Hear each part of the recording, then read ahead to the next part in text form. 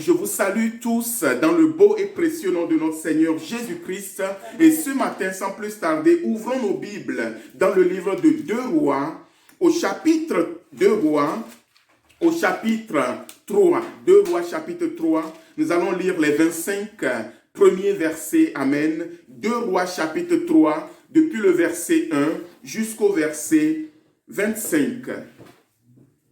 Joram, fils d'Akab, régna sur Israël à Samarie. La 18e année de Josaphat, roi de Juda. Il régna 12 ans. Il fit ce qui est mal aux yeux de l'Éternel, non pas toutefois comme son père et sa mère. Il renversa les statues de Baal que son père avait faites, mais il se livra au péché de Jéroboam, fils de Nébaph, qui avait fait pécher Israël, et il ne s'en détourna point. Mécha, roi de Moab, possédait des troupeaux, et il payait au roi d'Israël un tribut de 100 000 agneaux et de 100 000 béliers avec leur laine. Verset 5.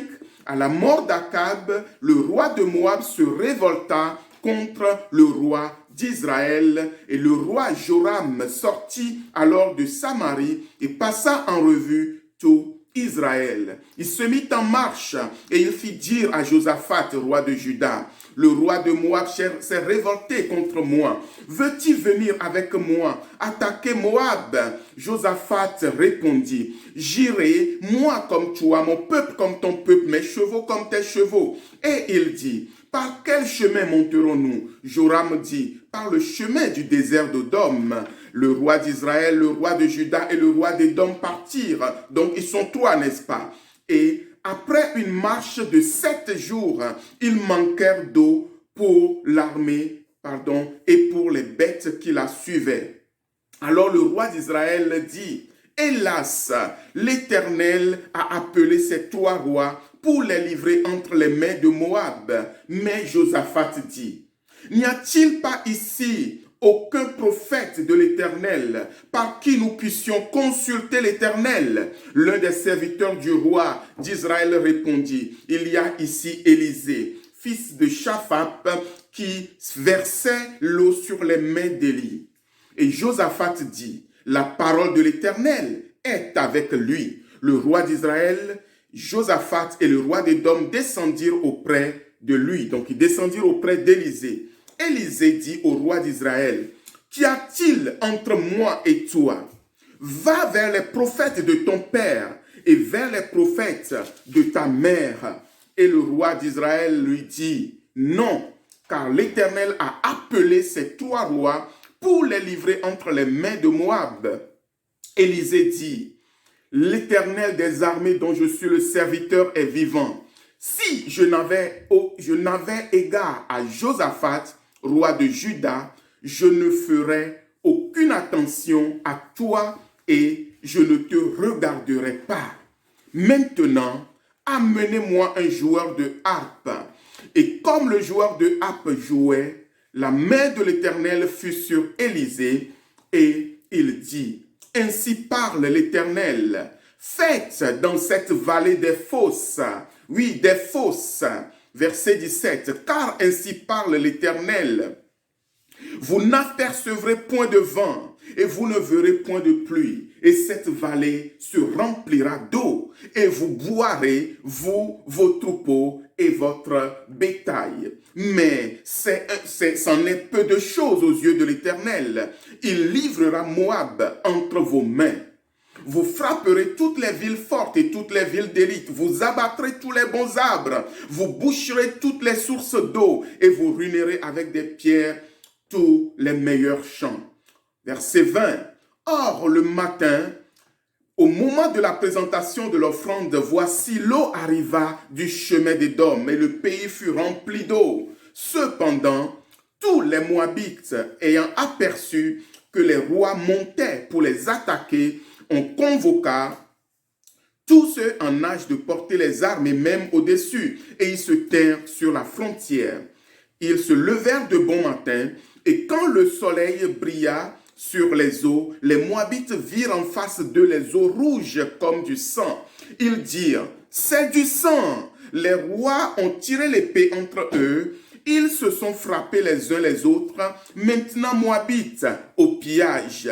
Et ils marchèrent contre le camp d'Israël. Mais Israël se leva et frappa Moab, qui prit la fuite devant eux. Ils pénétrèrent dans le pays et frappèrent Moab. Verset 25. Ils renversèrent les villes, ils jetèrent chacun des pierres dans tous les meilleurs puits et ils les en remplirent. Ils bouchèrent toutes les sources d'eau et ils abattirent tous les bons arbres et les frondeurs enveloppèrent et bâtirent Kir Hareseph, dont on ne laissa que les pierres. Amen. Père, merci pour ta parole. Merci parce que la vie est dans ta parole. Ce matin, nous nous attendons à toi. Nous voulons que tu puisses nous parler. Tu puisses parler à nos cœurs ce matin. Seigneur, c'est le cri de moi-même, mon cœur. Je veux que tu puisses parler à nos cœurs. Tu puisses nous toucher. Tu puisses te révéler au travers de cette parole et que Christ, notre roi, soit glorifié. Amen. Amen. Gloire à Dieu. J'espère que vous avez suivi la lecture. Amen. Nous sommes ici face à une histoire réelle qui s'est passée en Israël. Amen. En Palestine, dans les temps anciens, à l'époque du prophète Élisée. Amen. Donc, la Bible nous parle du roi d'Israël. Et il nous parle de ce roi, donc ce jeune roi, on peut le qualifier ainsi. Il s'appelle Joram. Et la première chose que je veux dire, qui est Joram? Joram, le roi d'Israël, vous savez, alors très important, Israël était divisé en deux parties. Vous avez le royaume du nord qui était composé de 10 tribus et qu'on appelait généralement le royaume d'Israël. Et vous avez le royaume du sud qui était seulement composé de 2 tribus et qu'on appelait le royaume de Juda. Donc, le royaume d'Israël, donc le royaume, les 10 tribus donc, du nord, était dirigé par Joram. Et qui dirigeait le royaume du sud? C'était le roi Josaphat. Et on nous parle ici d'un troisième roi, donc le roi d'Édom qui est un allié. Je vais expliquer ces choses, comment les nations se liaient. Hein? Donc aujourd'hui, nous avons l'OTAN. À l'ancien temps, ça existait toujours. Donc il y avait des alliances comme ça, donc soit de non-agression ou d'assistance en cas de danger. Amen. Donc, qui était le roi du royaume du nord? Donc, qui était le roi d'Israël? Il s'appelait Joram.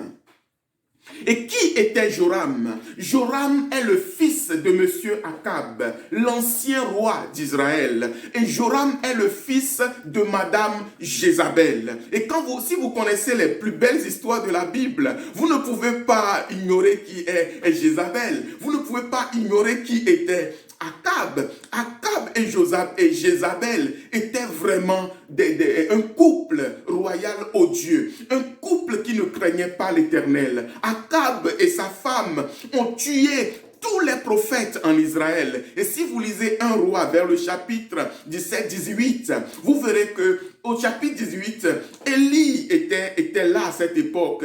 Élie avait peur même de ces gens-là, non pas spirituellement, mais humainement.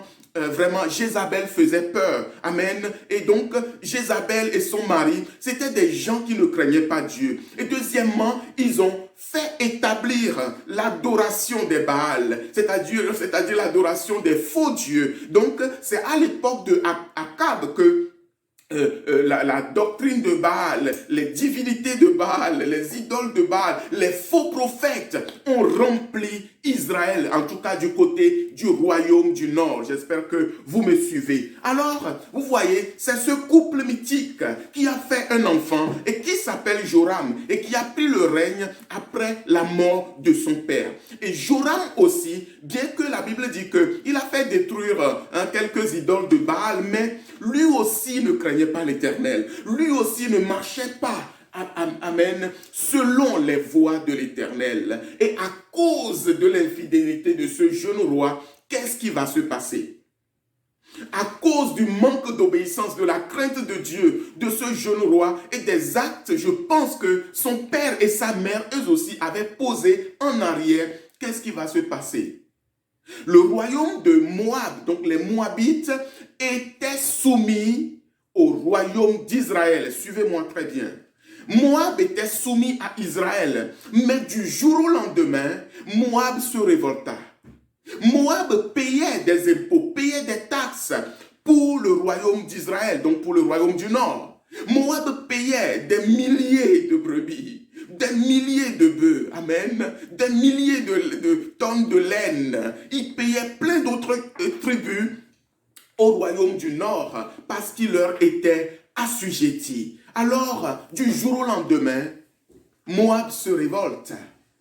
Et Moab ne veut plus payer les impôts. Moab ne veut plus donner ce qu'il donnait. Et ça a commencé par déranger les finances du royaume du Nord, je suppose. Ça a commencé par énerver le roi Joram, le jeune roi Joram, parce qu'il ne peut plus avoir les rentrées qu'il avait. Les impôts ne sont plus payés. Le roi de Moab commence par faire tout et n'importe quoi. Il n'est plus soumis. Et qu'est-ce qui se passe? Joram se met en colère et il va rassembler son armée pour aller attaquer Moab. Amen. Et c'est au moment où il rassemble son armée pour aller attaquer Moab qu'il fit appel à son frère du sud, donc le roi Josaphat. Vous savez qu'il a fait appel à Josaphat. Josaphat avait déjà collaboré avec le père de Joram quand Akab était vivant. Amen. Donc, il fit appel au royaume de Juda, donc à Josaphat, et il appelle aussi le roi d'Édom qui était aussi un allié. Donc, les trois rois, le roi de Juda, Josaphat, Joram et le roi de Édom, ces trois rois voulaient se rassembler pour aller maintenant combattre Moab. Mais bien aimé, avant d'en arriver là, j'aimerais insister sur un premier point. Pourquoi Moab se rebelle-t-il? Pourquoi du jour au lendemain, Moab se rebelle? Pourquoi du jour au lendemain, Moab qui était soumis, obéissant, se rebella-t-il, bien aimé? C'est à cause de la désobéissance de Akab et de sa famille. Et c'est à cause de la désobéissance de Joram. Amen. Est-ce que vous me suivez ce matin? Akab était un roi qui n'était pas soumis à Dieu avec sa femme Jézabel. Et leur fils Joram a continué dans le même chemin. La Bible dit qu'il fit ce qui n'était pas bon aux yeux de l'Éternel. Il fit ce qui n'était pas bon aux yeux de l'Éternel. Amen. Lui aussi, comme son père, il désobéit à l'Éternel. La Bible dit qu'il se livra au péché de Jéroboam, fils de Nébath, qui avait fait pécher Israël, et il ne s'en détourna point. Donc, Joram n'était pas soumis à Dieu, bien-aimé. Et le premier point que Dieu veut que nous puissions retenir ce matin, bien-aimé, si tu n'es pas soumis à Dieu, personne ne te sera soumis. Si tu ne te soumets pas à Dieu, il sera difficile que quelqu'un te soit soumis. Chacun d'entre nous doit d'abord se soumettre à Dieu. Mais comment pouvons-nous nous soumettre à Dieu, me demanderez-vous? La meilleure façon ou la première manière de se soumettre à Dieu, et c'est de se soumettre à sa parole. C'est de se soumettre à sa parole. Et je vais vous encourager à apprendre à vous soumettre à la parole de Dieu. Amen. Le deuxième aspect où vous devez vous soumettre à Dieu, c'est à vous soumettre à son esprit, bien-aimé. Oui, nous devons nous soumettre à son esprit. Amen. Vous savez que le Saint-Esprit nous parle. Est-ce que le Saint-Esprit nous parle?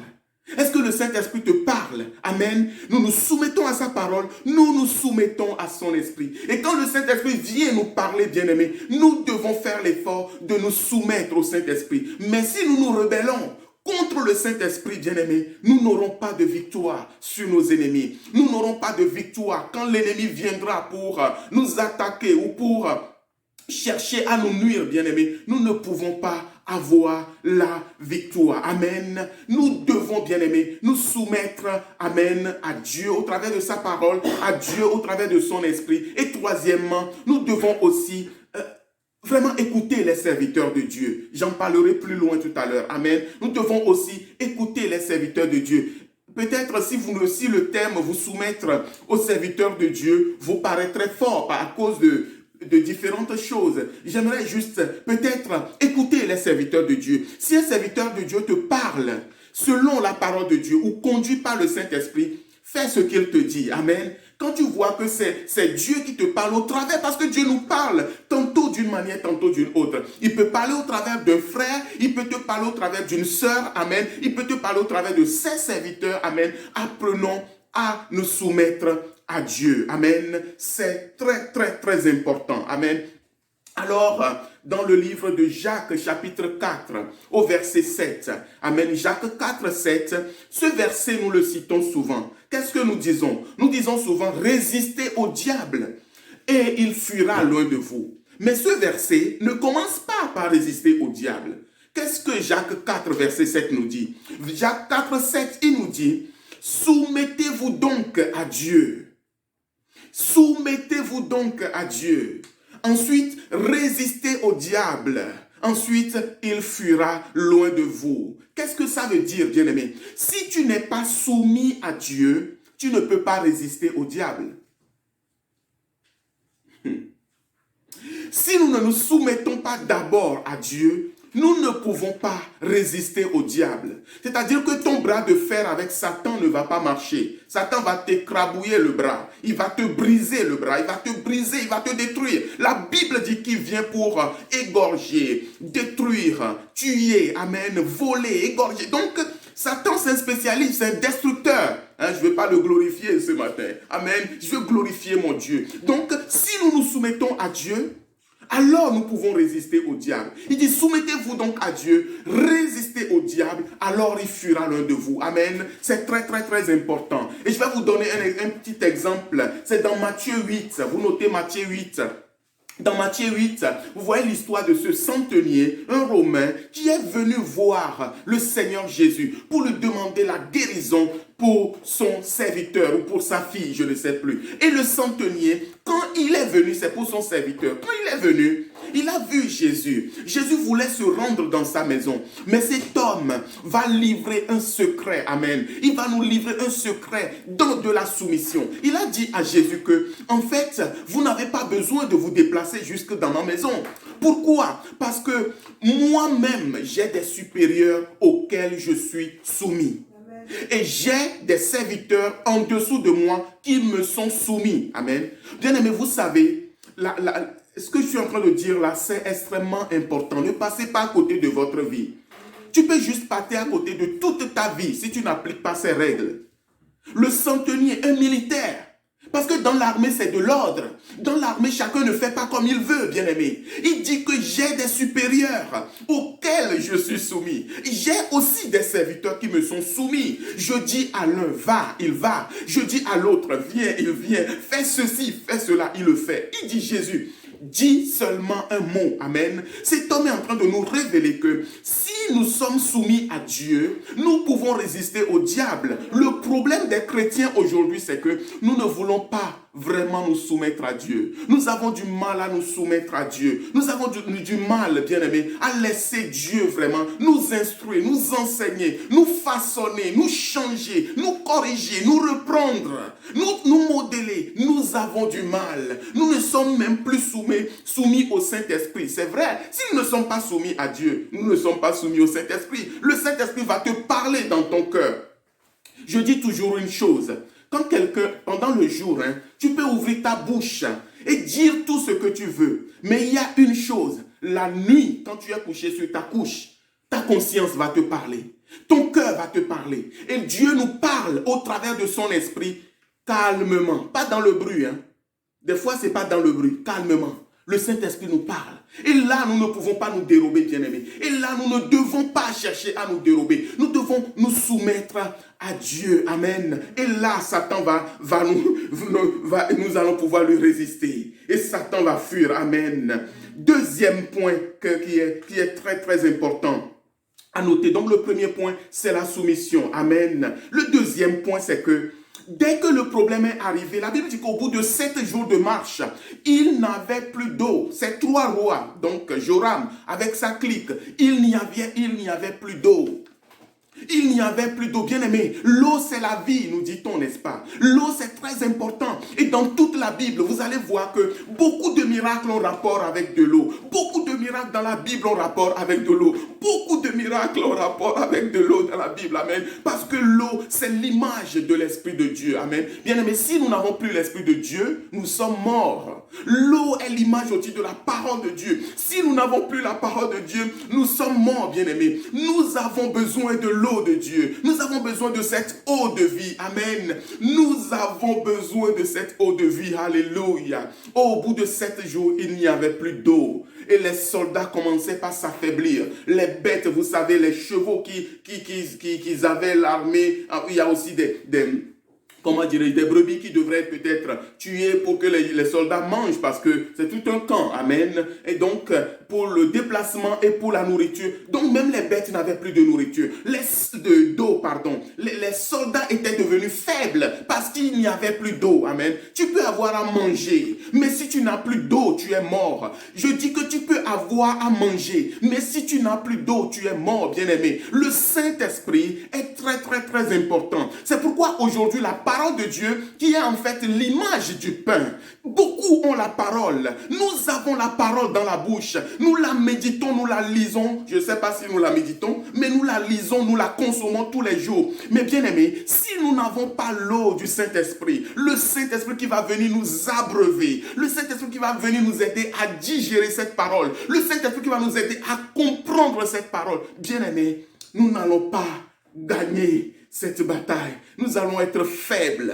Vous allez être faibles. Amen. Vous allez être faibles en tant qu'enfants de Dieu, bien-aimés. Désirons le pain de la parole, mais désirons aussi l'eau. Mais dans ce cas précis, l'armée de Joram, l'armée de Josaphat et du roi d'Édom, l'armée de ces 3 rois réunis commençait par faiblir parce qu'au bout de 7 jours, il n'y avait plus d'eau. Regardez la réaction de Joram. Au lieu de se remettre en question, c'est le 3e point, n'est-ce pas? 3e point. Donc, 1er point, soumission. 2e point, l'eau, n'est-ce pas? La nécessité d'avoir de l'eau. 3e point, quelle est notre réaction quand ça ne va pas? Quelle était la réaction de ce roi? Il a commencé par accuser Dieu. Il dit que, dès qu'il a vu Élie, il dit, l'Éternel a appelé ces 3 rois pour les livrer au roi de Moab. En fait, Dieu nous a amenés ici pour nous détruire. Il dit que Dieu les a conduits dans cette vallée pour les livrer entre les mains de l'ennemi. Est-ce que vous me suivez ce matin? La première réaction de Joram, ce n'était pas de dire, mais pourquoi est-ce que nous sommes dans cette impasse? Pourquoi sommes-nous dans cette impasse? Non, sa première réaction, c'était d'accuser Dieu. Vous voyez, Joram, comme son père, de la même manière, allez lire 1 roi 18, vers les versets, je ne suis pas très sûr, mais vers les versets 18 par là, vous verrez que Akab, le père de Joram, avait eu la même réaction avec Élie. Lorsqu'il y avait la sécheresse en Israël, son premier réflexe était de dire à Élie que c'est de ta faute. C'est de ta faute que Israël est dans cette situation. Et Élie va lui rétorquer, mais non, c'est plutôt à toi de ta faute, de toi et de ta femme. Est-ce que vous me suivez? De toi et de la maison de ton père. Alléluia. Donc, Joram ici, il dit, mais en gros, l'Éternel nous a amenés ici pour nous détruire, bien-aimés. Arrêtons d'accuser Dieu quand ça ne va pas. Quand nous avons des problèmes, bien-aimés, n'accuse pas Dieu. Quand tu as des problèmes, n'accuse pas l'Éternel. Quand tu traverses des moments difficiles, n'accuse pas Dieu. Ne dis pas que c'est la faute de Dieu. Ne dis pas que Dieu t'a conduit dans cette situation pour te détruire ou pour te faire du mal. Non, bien-aimé. Dieu, notre Dieu, c'est un bon Père. Amen. C'est un Père qui nous aime. C'est un Père qui veut nous faire du bien. Amen. C'est très, très, très important. N'accusons pas Dieu, mais remettons nous-mêmes en question. Remettons-nous en cause. Prenons du temps. Cherchons la face du Seigneur. Demande-toi pourquoi suis-je en arrivé là. Amen. Et le Seigneur va te parler. Alors, si on reprend notre test, quelque chose de fort va se passer à partir du verset 13. Donc, versets 13 et 14. La Bible dit, quand ils sont venus voir Élisée, Élisée dit au roi d'Israël, qu'y a-t-il entre moi et toi? Va vers les prophètes de ton père et vers les prophètes de ta mère. Terrible parole. Et le roi d'Israël lui dit, non, car l'Éternel a appelé ces 3 rois pour les livrer entre les mains de Moab. Élisée dit, l'Éternel des armées, dont je suis le serviteur, est vivant. Si je n'avais pas égard à Josaphat, roi de Juda, je ne ferais aucune attention à toi et je ne te regarderai même pas. Est-ce que vous êtes là ce matin? Voilà un serviteur de Dieu qui est blessé. Voilà un serviteur de Dieu qui est blessé. Voilà un serviteur de Dieu qui est humilié et qui est en colère. Élisée ici était en colère contre le roi de Juda. Élisée ici était fâché contre le roi de Juda, le roi d'Israël, pardon. Amen. Il était fâché contre Joram, le roi d'Israël, du royaume du Nord. Amen. Élisée était en colère. Et quand ils sont venus le consulter, Élisée dit, mais qu'est-ce qu'il y a? Qu'est-ce que vous me voulez encore? Que voulez-vous encore? Que me voulez-vous encore? Laissez-moi tranquille. Faites vos affaires et ne venez pas me déranger. Va voir les prophètes de ton père et de ta mère.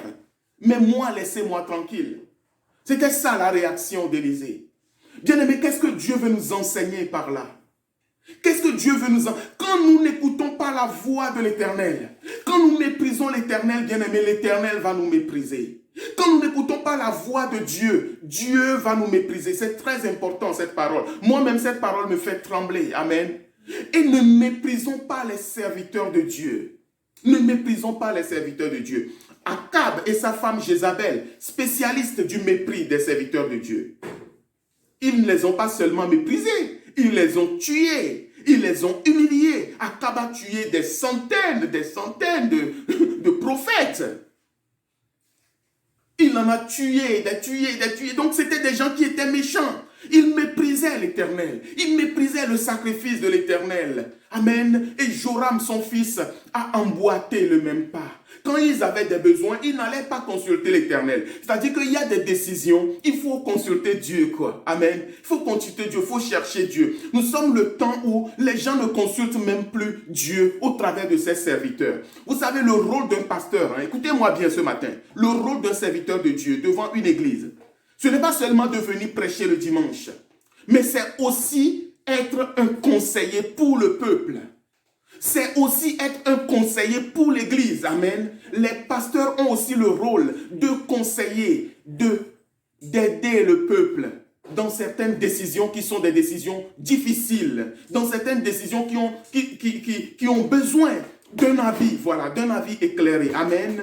C'est très important. Mais ce roi, Joram, il n'avait que faire des serviteurs de Dieu. Et Élisée était totalement en colère. Amen. Il était débité de l'attitude de ces gens. Et il dit, ne venez pas me déranger. Amen. Bien-aimé, aucun homme de Dieu ne veut être méprisé. Si vous êtes là ce matin, retenez-le. Moi, je suis pasteur. Aucun homme de Dieu ne veut être méprisé. Si vous méprisez un homme de Dieu, vous ne recevrez rien de lui. Je ne sais pas dans quelle langue il faut le dire, mais c'est pour vous. Amen. Ça, c'est un bonus ce matin. Amen. Marc 6, dans Marc 6, la Bible dit que Jésus, dans sa propre patrie, c'est-à-dire à Nazareth, quand Jésus allait dans le temple, quand il ne commençait pas à parler, il ne commençait pas à opérer des guérisons, il avait une sagesse impressionnante. Mais vous savez quoi? Les gens disent, mais c'est quoi cette histoire? Mais c'est le fils de Marie. Ben oui, c'est bien le fils de Marie. Mais c'est le fils de Joseph, le charpentier. D'où lui viennent ces sagesses? Qu'est-ce qui nous sort là? Il a trouvé tout ça où? Jésus était méprisé à Nazareth. Et la Bible dit qu'il ne fit pas de miracle. Jésus n'a pas fait, il n'a pas pu faire. Parce que vous avez, dans Matthieu aussi en parle, mais Marc lui dit, Jésus n'a pas pu faire, il n'a pu faire de miracle à Nazareth parce qu'il était méprisé. Alléluia. Parce que c'était sa patrie. Amen. Il n'a pas pu faire de miracle, mis à part quelques malades qu'il guérit.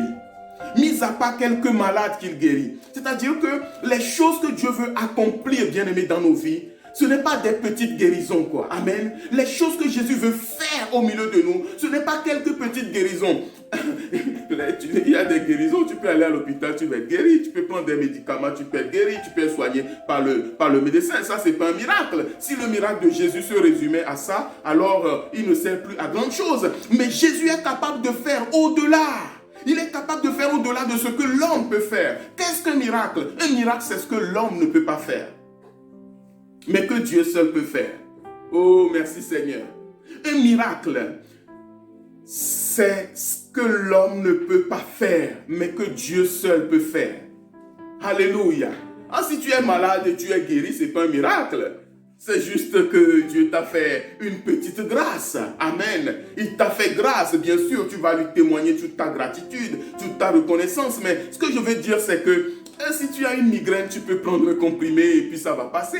Si tu as certains problèmes de santé, tu peux aller à l'hôpital, tu vas être soigné. Vous voyez, ce n'est pas un miracle. Sinon, on va tous aller adorer les médecins. Non, non, non, non, non. Mais un miracle, c'est quelque chose qui dépasse l'entendement. C'est quelque chose que l'homme ne peut pas faire. Ce qui est impossible aux hommes, mais qui est possible à Dieu. Voilà le miracle. Merci Saint-Esprit. Il y a quelqu'un qui est en train de contester là-bas. Je vous dis que le miracle, aucun homme ne peut pas faire ce que Dieu peut faire. C'est ça qu'on appelle un miracle. Donc, à Nazareth, Jésus n'a pas fait de miracle. Il a juste guéri quelques malades et puis c'est tout. Amen. À cause du mépris, bien-aimé. Ne méprisez pas les serviteurs de Dieu. Et je veux le dire à cette église que Dieu nous a confiée. Amen. Même dans votre cœur, ne nous méprisez pas. Celui qui nous méprise, même dans son cœur, n'aura pas la grâce que Dieu fait couler au travers des faibles instruments que nous sommes. Je ne le dis pas pour nous, quoi. Franchement, ce n'est pas pour moi. Parce que si quelqu'un me méprise dans son cœur, moi, je ne suis pas au courant. Mais c'est toi qui sais. Mais je te le dis parce que je veux que Dieu te bénisse. Amen. Je te le dis parce que je veux que Dieu te fasse du bien. Amen. Donc, heureusement qu'il y avait Josaphat, le roi donc de Juda, qui craignait l'Éternel. Josaphat avait du respect pour Dieu. Vous voyez, quand ils se sont retrouvés dans cette impasse, le premier réflexe de Josaphat, c'était de dire, oh, est-ce qu'il y a un prophète de Dieu que nous pouvons consulter ici? Y a-t-il un serviteur de Dieu que nous pouvons consulter ici? C'est Josaphat qui a demandé qu'on cherche un homme de Dieu. C'est comme ça qu'ils sont allés jusqu'à aller trouver Élisée. Amen. C'est très, très, très important. Au verset 15 maintenant, pour apaiser son cœur, pour calmer sa colère. Est-ce que vous êtes toujours là ce matin? Verset 15, la Bible dit, Élisée leur dit, maintenant amenez-moi un joueur de harpe. Et comme le joueur de harpe jouait, la main de l'Éternel fut sur Élisée. La main de l'Éternel fut sur Élisée. Comme le joueur de harpe jouait, la main de l'Éternel fut sur Élisée. Oh, Yamashunda Makoribasa. La main de l'Éternel fut sur Élisée. Et il dit, ainsi parle l'Éternel. Ainsi parle l'Éternel. Bien-aimés, vous savez, il y a une dimension vraiment de présence de Dieu que nous devons rechercher. Amen. Il y a une dimension de la présence de Dieu que nous devons rechercher. Cet homme de Dieu qui était irrité, le seul moyen pour lui permettre de retrouver son état normal, le seul moyen qui lui permettait de pouvoir se reconnecter avec l'Esprit de Dieu, c'est l'adoration. C'est l'adoration. Élisée dit, amenez-moi un joueur de harpe. Alors que le joueur de harpe commençait à jouer, la parole de Dieu arrive. Le ainsi parle l'Éternel arrive. Et qu'est-ce que Dieu dit? Faites, dans cette vallée des fosses, car ainsi parle l'Éternel. Vous n'apercevrez point de vent et vous ne verrez point de pluie. Et cette vallée se remplira d'eau. Vous n'apercevrez point de vent, vous n'apercevrez point de pluie, et cette vallée se remplira d'eau. Et vous boirez, vous, vos troupeaux et vos bétail. Mais cela est peu de choses aux yeux de l'Éternel. Il livrera Moab entre vos mains. Si vous avez suivi l'explication que j'ai donnée tout à l'heure entre la différence entre une guérison et un miracle, amen, ou un soin qu'on peut suivre à l'hôpital et un miracle, vous voyez que le prophète ici dit que l'eau va bientôt arriver. Il dit que creusez, faites des fosses. Faites des fosses, faites des allées de fosses. Parce qu'il faut que les fosses soient remplies d'eau pour que le bétail puisse boire. Il faut que vraiment les fosses soient remplies d'eau pour que les soldats puissent boire. Donc, il faut faire des fosses. Amen. Faites des tranchées un peu partout pour que l'eau puisse s'y stagner. Mais afin que vous sachiez que c'est un véritable miracle, il ne va pas avoir de vent et il n'y aura pas de pluie, mais il y aura de l'eau. Est-ce que quelqu'un me suit ce matin? Il n'y aura pas de vent, il n'y aura pas de pluie, mais il y aura de l'eau, bien-aimé. Le Dieu que nous prêchons, bien-aimé, c'est un Dieu miraculeux. C'est un Dieu qui fait des choses, je vous ai dit, un miracle. C'est ce qu'un homme ne peut pas faire. Pourquoi est-ce qu'il dit qu'il n'y aura pas de vent? Pourquoi dit-il qu'il n'y aura pas de pluie? S'il y a du vent, s'il y a la pluie, ce n'est plus un miracle. Alléluia. Tous les jours, il pleut. La météo nous dit, les météorologues, ils voient d'avant, ils disent, on a vu les nuages qui sont là-bas, ils vont venir. Alléluia. Mais là, Élisée dit, non, non, non, non, vous n'apercevrez pas de vent. Vous n'apercevrez point de pluie. Vous n'apercevrez point de nuages. Mais il va avoir de l'eau. Il va avoir de l'eau, amen. Il va avoir de l'eau. Et ce matin, bien-aimé, si nous nous soumettons réellement à Dieu, bien-aimé, Dieu va faire des choses incroyables. Dieu va faire des miracles inexplicables. Des miracles que vraiment, toi-même, tu ne pourras pas en fait décrire, amen. Et Dieu dit, ce n'est pas tout. Il dit que ça, c'est peu de choses. Le verset 16. Regardez dans vos Bibles. Amen. Vous savez, dans cette église, nous aimons que chacun ait sa Bible et que chacun regarde la parole de Dieu. Et il dit, donc, verset 17, pardon. Car ainsi parle l'Éternel, vous n'apercevrez plus. Voilà, verset 18. Il dit, mais cela est peu de choses aux yeux de l'Éternel. Cela est peu de choses aux yeux de l'Éternel. Qu'est-ce qu'il va faire? Il livrera Moab entre vos mains. Alléluia. Il livrera vos ennemis qui sont là. Il va les livrer entre vos mains. Il livrera Moab entre vos mains. Et bien aimé, Dieu l'a fait. Alléluia. Dieu l'a fait. Alléluia. On continuera dimanche prochain. Mais le Seigneur l'a fait. Il a fait de manière incroyable. Il a fait de manière extraordinaire. Et ce matin, je vais m'arrêter là. J'aimerais nous encourager, bien-aimés, peuple de Dieu. Soyons soumis à Dieu. Recherchons vraiment un cœur bien disposé. Un cœur qui se soumet à Dieu. Amen. Et si nous nous soumettons à Dieu, Jacques 4, 7, soumettez-vous donc à Dieu. Résistez au diable et il fuira l'un de vous. Si nous sommes soumis à Dieu, nous pourrons résister au diable. Et quand nous allons lui résister, il va fuir. Parce que Jésus est en nous. Amen. Et nous aurons la victoire. Alléluia. Et deuxièmement, bien-aimé, la parole et l'eau. La parole et l'eau. Le pain et l'eau. Le pain et l'eau. La parole et l'esprit. Amen. La parole. Recherchons l'esprit de Dieu.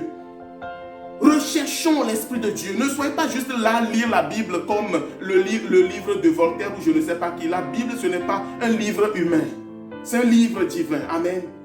La Bible, vous savez, en théologie, on dit que toutes les autres sciences, c'est l'homme qui est le point de départ. L'homme est au-dessus de toutes les recherches qu'il fait dans la science ordinaire. Mais dans la théologie, c'est-à-dire si tu veux étudier Dieu, Dieu est au-dessus, l'homme est en bas.